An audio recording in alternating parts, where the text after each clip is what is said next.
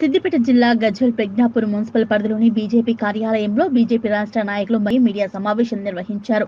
ఈ సందర్భంగా వారు మాట్లాడుతూ గజ్వేల్ నియోజకవర్గంలో కేసీఆర్ 10 సంవత్సరాలుగా ముఖ్యమంత్రిగా ఉండి ఏ రకమైన అభివృద్ధి చేశాడని, అసలు అభివృద్ధి ఏం జరిగిందని ప్రజలకు తెలుసు కాబట్టి ఇప్పుడు జరిగే పార్లమెంటు ఎలక్షన్లలో బీజేపీ పార్టీకి ఓటు వేసి గెలిపించాలన్నారు. గడిచిన 10 సంవత్సరాలలో కేసీఆర్ ముఖ్యమంత్రిగా అయ్యి పేదలకు చేసిందేమీ లేదని, తన కుటుంబ స్వార్థం కోసం లక్షల కోట్ల రూపాయలు సంపాదించుకుని తెలంగాణ ప్రజలను, రైతులను, దళితులను మోసం చేసిన కేసీఆర్ ఏ ముఖం పెట్టుకుని ఓట్లు అడుగుతున్నారని విమర్శించారు. గజ్వేల్ నియోజకవర్గంకి కనీసం రైలు కూడా వేయలేని పరిస్థితి కేసీఆర్ అని, కేంద్ర ప్రభుత్వ నిధులతో Manoharabad Kothapalli railway line sanction చేయించడం జరిగిందన్నారు. ఇప్పుడు సిద్దిపేట వరకు కూడా రైలు నడుస్తుంది కాబట్టి ప్రధానమంత్రి మోదీ చేసిన అభివృద్ధి పనులు ప్రజలందరికీ తెలుసునని, రాష్ట్ర అభివృద్ధి, దేశాభివృద్ధికి తోడ్పడాలని సోమవారం జరిగే ఎన్నికల్లో భారతీయ జనతా పార్టీ అభ్యర్థులను గెలిపించి కమలం పువ్వు గుర్తు మీద ఓటు వేసి గెలిపించాలని కోరారు. ఈ కార్యక్రమంలో బీజేపీ నాయకులు, కార్యకర్తలు పాల్గొన్నారు. నమస్తే. ఇవాళ ఈ 2024 పార్లమెంటు ఎన్నికల సమరం ఇవాళతోటి ప్రచారం ముగియనున్నది. ఈ సందర్భంగా మెదక్ పార్లమెంటు పరిధిలో ఉన్న ప్రజలకు, గజ్వేల్ నియోజకవర్గ అసెంబ్లీ ప్రజలకు భారతీయ జనతా పార్టీ తరఫున ఒక విజ్ఞప్తి, ఒక హెచ్చరిక మీకు చేయదలుచుకున్నాం. ఏంటి అంటే, ఇవాళ టీఆర్ఎస్ పార్టీ పేరు మార్చుకొని బీఆర్ఎస్గా రూపాంతరం చెందిన ఏదైతే దాని అభ్యర్థి మెదక్ పార్లమెంట్ అభ్యర్థి ఉన్నాడో వెంకట్రామరెడ్డి, ఆయన ఇంతకు ముందు కలెక్టర్గా ఉన్నప్పుడు ఇక్కడ అభివృద్ధి పనుల పేరుతోటి కొన్ని వేల ఎకరాలు పేదోళ్ళ భూములు గుంజుకున్నాడు. ప్రాజెక్టుల కిందికి భూములు కావాలని వేల ఎకరాలు గుంజుకున్నాడు. ఎవరికైతే ఫెయిర్ కంపెన్సేషన్ యాక్ట్ 2013 ప్రకారం ఫెయిర్ కంపెన్సేషన్ ఇవ్వాలనో తగిన న్యాయం చేయకుండా ఆయన బలవంతంగా అడ్డికి పౌషేరు భూములు గుంజుకున్నాడు. చెప్తే వినోళ్ళను పోలీసులు పెట్టి, బుల్డోజర్లు పెట్టి తీసుకుపోయి జంగల్లో పడేసి ఇల్లు కూడా కొట్టారు. ఊళ్ళు గ్రామాలు ఖాళీ చేయించాడు. వాళ్ళు మాత్రం ఆ గుంజుకున్న భూములు ఎకరం అవసరం కాడ 10 ఎకరాలు, 10 ఎకరాలు అవసరం కాడ 100 ఎకరాలు, 100 అవసరం కాడ 1000 ఎకరాలు తీసుకొని అన్ని ప్రైవేటు ల్యాండ్ లార్డ్స్కు, ఇండస్ట్రీస్కు కన్వర్ట్ చేసి ఆక్షన్లు పెట్టి అమ్ముకునే పరిస్థితి తీసుకొచ్చుకొని లక్షల కోట్లు సంపాదించుకున్నారు. ఈ హరీష్ రావు మంత్రిగా ఉన్నప్పుడు, ఆర్థిక మంత్రిగా ఉన్నప్పుడు ఇక్కడ సంక్షేమాలు పట్టించుకోలే.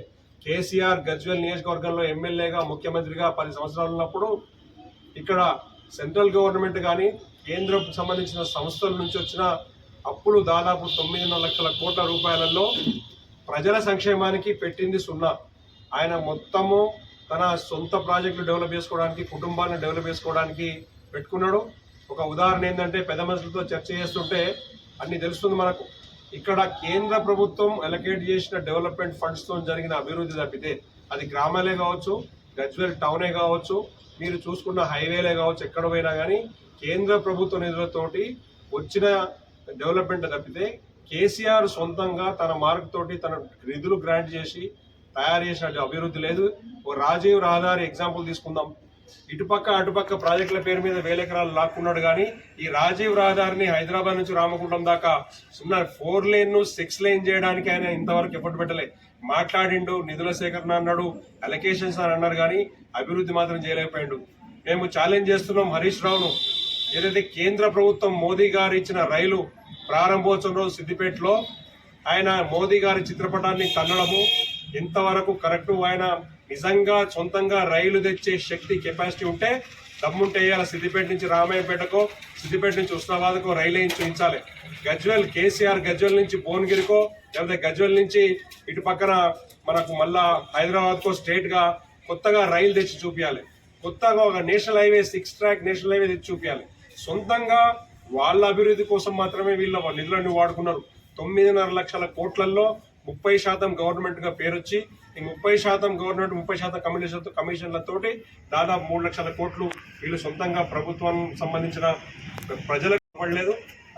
ఆత్మహత్య చేసుకునే రైతుల బతుకులు బాగుపడలే, పంటకు నష్టాలు రాలే, పంటకు బీమా రాలేదు, ఎవరికి కూడా ఉద్యోగాలు రాలే, ఇండస్ట్రీస్ రాలేదు, కొత్తగా ఎడ్యుకేషన్ ఇన్స్టిట్యూషన్స్ రాలేదు. అన్ని డిస్ట్రక్షన్ జరిగింది తప్పితే డెవలప్మెంట్ జరగలేదు. కాబట్టి ప్రజలు చేయాల్సింది ఏంటంటే, ఖచ్చితంగా కమలం పువ్వు గుర్తు చేయాలి ఓటు.